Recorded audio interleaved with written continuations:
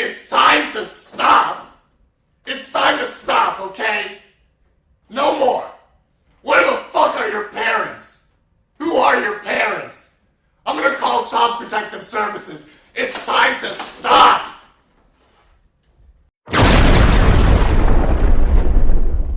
G'day, mates! My name is Easy2, and you've seen the title, so you already know what's gonna happen. For this video, I'm gonna be talking about the list of things that I am a fan of. There was planned to be a series a while back, but that later been scrapped, and now I'm making this video because I hate making promises that I forgot and or promise that I can keep. If you have any problem with me not putting sources in the video or description for any reason whatsoever, just Google it and correct me later. I don't mind being corrected, reason why I'm putting it out there. Now let's get to the video before the calendar is gonna give me nightmares. Okay, right off the bat, this is awkward. For context, I have grown up with comedic TV shows like MASH, best show by the way, The Addams Family, The Munsters, and yes, I know these shows are old as me, but this is because my parents let us grow up with old school shows like Scooby-Doo in my childhood days. It's pretty weird. As I've grown up, I have never seen SpongeBob, Simpsons, Family Guy, and other shows like that when I was a kid. I have seen some of these shows listed as I grew older, but I haven't really got myself into them because I didn't find any of them funny. I have, however, started at the age of 8 grown up with stand-up comedy. I am talking about the show Whose Line Is It Anyway? That show was a gateway to stand-up comedy and improv for me at the time. I did not get most of the jokes, but I loved everything about that show. Like the comedians, the voices, Colin Macri, the special guests, the improv, and did I mention Colin Macri? Oh boy, that guy can make me laugh anytime. Sorry, what was I gonna say? Oh yeah, offensive jokes. Later in my life I watched some stand-up comedians, and then my love of comedy grew huge. I love these comedians like Chocolate on Valentine's Day, and I don't like chocolate. I am talking about Gabriel Iglesias, Rowan Atkinson, Jeff Dunham, Jimmy Carr, Isaac Butterfield, Hal Sparks, and of course my personal favorite, Russell Howard. I know these are a lot of guys, but I don't really know a lot of women outside of the internet that I subscribe to. But yeah, I just like these guys more than anything. For the title, I like offensive jokes. I like to be challenged when it comes to topics. I am in love with jokes like Australia, My Little Pony, anime, the 80s, hipsters, well, you know, some of these things that I enjoy because it's a reflection on reality. And reality is boring. I know this part is confusing, but if you are offended by any jokes from any comedians and you're all at my comment section trying to explain to me why in a woke perspective why this is not okay for me to enjoy any comedic aspects, I will say this. Fuck you, shit-eating, feminist-supporting, Karen-humping soy boy. And if you're a girl, then fuck you too, bitch! Because I'm hot as fuck! Who doesn't like music? Music is like movies. Some are great, some are bad, and not all are remembered. Some like pop, country, rap, and funk. But for me, my mistress has always been rock and roll. Any type of rock and roll will do, like metal, glam, and sometimes country rock. I would like to play any songs from any of these artists, but I might get copyright claim with a community guideline strike. So to save this video from being taken down and save my editing skills to be diminished even more, I shall list some of these artists I listen to. The list of musicians I listen to are Baby Metal, Elvis Presley, The Village People, Queen, Elton John, AC/DC, Adachi, Billy Ocean, John Bonham, Kiss, Imagine Dragons, and you get the picture. There are a bit of country and pop in there, but I think you guys get the point. I kept this part short because I just like rock and roll. Nothing much to say. Welcome to the rice fields, motherfucker! Yeah, this is obvious. Believe it or not, I've grown up with old school shows, but my parents have their exceptions. In my day, I watched Astro Boy, Digimon, Sonic X, Yu-Gi-Oh! And yes, Pokemon. Believe it or not, I was born 9 days after the Pokemon anime came out. Now you see why my avatar is a clone Pikachu hybrid with all things considered. Nowadays I watch any anime I could get my hands on. I have seen Assassination's Classroom and I loved it. I watched interspecies reviewers and I enjoyed it. Not in for the sex, I was in it for the plot. I even watched Beastars knowing it's overrated, but I still recommend it to anyone who are interested. Owen High School Host Club, Neko Power, Wallflower, Africa Celery Man, any Studio Ghibli film, Miss Kobayashi Dragon's Maid, The Devil is a Part-Timer, Gregory Horror Show, and oddly enough my recent favorite Shonen Maid. I know some people will call me a weeaboo or an otaku, all because I watch anime. I will say this. So, what's the matter with enjoying what I like? As long as it doesn't hurt anyone around you, it's cool, you know? I don't know the culture of Japan 100% to consider myself an expert, but by the same token, even the Japanese don't know their culture too well. And not a lot of Japanese people like anime. Oddly enough, it sounded like everybody in Australia don't like Hugh Jackman. Call me what you want, but I will still go outside to walk my dog while playing Pokemon Go. Come on, if I want to catch them all, let me catch them all. Get out of my brain! I started out as a pony lover when I was a young kid. I watched the first gen and loved it. If you ask me for my favorite pony, I will immediately say Fizzy. She's cute and can make bubbles. Hence the name, Fizzy. So what about Gen 4? I would say it does try to grow up with its audience in later seasons. Still, it's a great show. Sadly, my school years weren't so kind. When I was a teenager, I was a closet brony. Everyone in high school already knows that I am an anime friend, so I don't want to add brony to the bullying I receive. I didn't want to say I'm a fan because there will be a target over my head before I could blink. I also wanted to get rid of my old ponies and give them to another family, mainly because I don't think it is necessary to have them. Until one time when I was 19. I made a friend in TAFE and she was really nice. A year later, she helped me make my first channel. Yes, this channel. And I made a friend online as well. And I guess friendship is magic. For my favorite pony from this generation, I used to say Twilight Sparkle all the time, but I also like Pinkie Pie, Applejack, and Fluttershy. So yeah, all four are my favorite, mainly because I relate to them. I relate to Twilight for being anxious and getting things organized.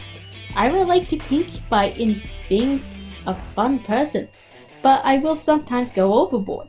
I relate to Applejack because I can get stubborn, but I can get the job done regardless. And I relate to Fluttershy because I get nervous almost too easily, not to mention sensitive. And I can sometimes have a soft spot for animals. I haven't seen Pony Life, but from what I've heard, it's a good side series. I might check it out, but I'm way too busy because of the shows I wanted to watch, and I'm trying to get Bulbasaur on Pokemon Go. Excuse me, I'm gonna go take a quick coffee break. Not because there's a Pidgey over there, okay? That one didn't age quite so well. As an Aussie, I love Steve Irwin. He was passionate about his line of work and even worked in his parents' Barrier Reptile Park before he was later renamed Australia Zoo. He went around the world trying to get you hyped to see the animals he come across. He had an anti-whaling boat renamed itself after him, and the street that Australia Zoo is on was renamed after him because of his tribute to help educate children and adults about the world of wildlife. But sadly, when I was in grade 3, I saw the newspaper on my teacher's desk that read, "Steve Irwin died by a stingray," in bold letters. I cried all day because it was in my mind all through school. I was at the time the most depressed I've ever been in a longest time. Now as an adult, I know I shouldn't do anything that Steve does, and what he was doing, to the point that even David Attenborough could call him an idiot, but as a kid, he was the reason why I recycled. My family are wildlife carers, and we've seen bigger idiots than Steve. As for me, every time I see an episode of The Crocodile Hunter, I still go misty-eyed because he's still an icon. He was the reason he got Queensland back on the map. He had a movie, he was on ads, and of course, he was a butt of a joke. His kids are now old enough to run Australia Zoo and are now continuing to run it until they achieve their father's dream. Before I end this segment off, may we have a moment of silence for good old Steve Irwin. And let's move on. He's kinda gay. It's not gay, come on. He's kinda gay. I don't know, man. Seems kinda gay to me. Who doesn't love this merc with a mouth? Deadpool I considered my favorite hero, or at least my favorite character in the superhero universe, and that includes Marvel and DC. Before anything, I've grown up with DC heroes, reasons why I am more familiar with the DC universe than Marvel universe. And I'll also squeeze this in. Superman is my favorite DC hero. I saw the game called Deadpool, although it was weird, but I saw some of the Let's Plays on YouTube, and that got me loving him. Of course, this character is a mixture of Marvel heroes like Spider-Man's Alfred, Snake Eyes' weapon, Wolverine's healing factor, but it works. He was also compared to Slade Wilson, aka Deathstroke. But later, the creators of Deadpool named him, get this, Wade Winston Wilson, to show that they are in on the joke. Okay, enough about facts, let's talk about the character. I love the movie as it was hilarious. I sometimes notice that in the comics the writers have fun with Deadpool by making him break the fourth wall, make pop culture references, get him into crazy shenanigans, and more. And besides, it helps me enjoy Marvel a little bit more and give me a break from the DC universe once in a while. Speaking of breaks, I'll be right back. There's a rapid dash a few miles south from here. Paint me like one of your French boys! Paint me! Art is everywhere. It's not just paint on canvas or landscapes or portraits. It's about expanding the possibilities of what the camera can't capture, like specifically colors, shading, shapes, and you can change it up a bit to make it more original. You can make a cartoon version of a celebrity, or you can add a certain detail to your landscape, like Bigfoot. The reason that I love art is gonna be a weird story. I was in grade 6, believe it or not. This is This was an art project at our school and our task is to paint a garden. I was excited to do this, that I paid attention to the lady at the time. She said, "Draw me one item that you can find in the garden." So I drew the first thing that came to my head. It was a pumpkin. And hey, I was the only one in my grade who did exactly what the lady said, as she was impressed of my rough, terrible drawing of a pumpkin. Later that week, we then need to draw and then painted a canvas with a garden on it, with that one item we drew. After finishing, everyone was done and we were congratulated on our way out the door. On my way out though, the lady pulled me aside and said, "Out of all the kids, you have something special about you. I can see you as an artist someday. I'll put your picture somewhere so special so when you're older you can look back at it and think how proud you are." From that moment, that's how my little bilbies I earned my cutie mark. That's why I love art and wanted to become an artist. Right now I'm a hobbyist or an amateur artist, some might call me, and I'll probably take that title than professional artist any day.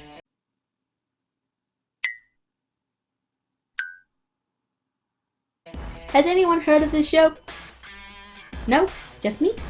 Okay. Sit down and grab yourself some popcorn. I'm gonna educate all of you. Red Dwarf is a BBC sitcom about third technician Dave Lister, played by Craig Charles, being on a ship simply called Red Dwarf, which is, according to a source, is a mining ship that is roughly, get this, 10 kilometers long, 8 kilometers tall, and 6 kilometers wide. Goddamn. After being found out that Lister brought an unauthorized animal on board, which was a black cat that he named Frankenstein, he was given two choices. Either hand an animal over and it will be incinerated, or he will be put into stasis for 6 months. He chose stasis and later came out of stasis for 3 million years in the future. The world must have self-destructed at that time. The whole crew died because of a radiation leak made by Lister's bunkmate Arnold Rimmer, played by Chris Berry, Smeghead. And now Lister is the only human alive, along with holographic projection of his bunkmate Smeghead, and the ship's main computer, horribly played by Norman Lovett and later Hardy Hayward. I still don't know how to pronounce that name. And the evolved version of his pet cat simply called Cat, played by Danny John Jules. There is also a mechanoid named Crichton that's later in season 2, who was played by David Ross, but is now played by Robert Llewellyn. I know some of you have pointed out that my cat was named after the character, but to be fair, I didn't name him, my brother did. I watched all seasons and I found myself laughing at them. This show doesn't take itself seriously all the time, and when it does, it goes a little bit rough in some patches, but it's still fun to watch and laugh. It was supposed to be a parody of some sci-fi shows at the time, like Star Trek and Lost in Space. Speaking of Star Trek, Sir Patrick Stewart himself saw an episode of Red Dwarf somewhere in between 1994 or 1995 and was ready to pull his lawyer. Would you imagine if he did continue with this role and they just hear Captain Picard saying he's gonna get his lawyer involved? But before Stewart dialed the number, something from the show made him laugh, so he left the phone wherever it was and continued watching it. I'm still laughing at the thought of Picard calling them up. This show was even one of Stephen Hawking's favorites. I recommend anyone who watched this show, but I highly recommend you watch the first season onwards so you guys have full context on anything that happens in the show, especially when it throws in bizarre plot lines that almost doesn't make any sense. Other than the show, there are books written by the co-creator Grant Niler, and a catchy song called Tongue Tied, sung over and over again because why not? And a dedicated fan base that made fan art, fan fictions, and cosplays like any other fan base. It is great for nostalgia, great for scientists, and great for actors. Another person. You're taller. How fucking dare you? Gore. Okay, this part I fear the most. Mainly because of anxiety telling me that is a bad idea and I should delete my channel. I did talk about him in my previous videos and referenced him once time in a friend's video on YouTube, but for the sake of this video, I will make this one brief. Markiplier, aka Mark Edward Fishbuck, is my favorite YouTuber on this platform, ever since I've come across Slender. Who remembers this game? This was in my high school when I now know Let's Plays are a thing. I saw this guy playing it in a compilation, and I still don't know who he was until dun dun dun dun, Ice Rose 05. She uploaded a video on the day when I had my ears pierced. It was her first part of her Slender the Arrival compilation with links to the creators' channels in the description, and it was enjoyable at its time. That was when I know Mark who he was. I watched most of his videos because I couldn't stop laughing, and I think he is one of the best YouTubers on this platform. Because although he's joking about his ego, but that's the charm of him. I still haven't got myself tired to watch his videos. If anyone tells you yes, I have lots of favorites about him. Like the time he played Undertale, the time that he played this, the time he played that, and also some dramas he's been involved to, but it was pretty cool of it. The reason drama he got into is when YouTube struck somebody for having a violent content on his channel, but he took it as a pro at having his very first strike. Like, damn dude, well done. Sadly though, this is where I'm gonna say this. I do not want to meet him. Why? Same reason why I don't want to meet any one of my idols. I had a few experience of liking people and ended up finding out that they're a total piece of crap. And that's my anxiety telling. So, yeah, if anyone out there want me to get in contact with Mark, please don't. I really do not want him to know who I am. Even though this video may be uploaded in the near future, just please don't let him know who I am. I would much appreciate that. I would rather be a small content creator. Alright? Alright. Thank you. And this is the end of today's video. So, thank you all so much for watching, and I will hopefully see you all next time. Stay 150, my friends. This is not okay. This needs to stop now. This is cancer. This is so much cancer that I can feel the tumors growing on my back. And it's way down heavy on me, and it's not okay. Can you help a nigga out and just stop this? Please?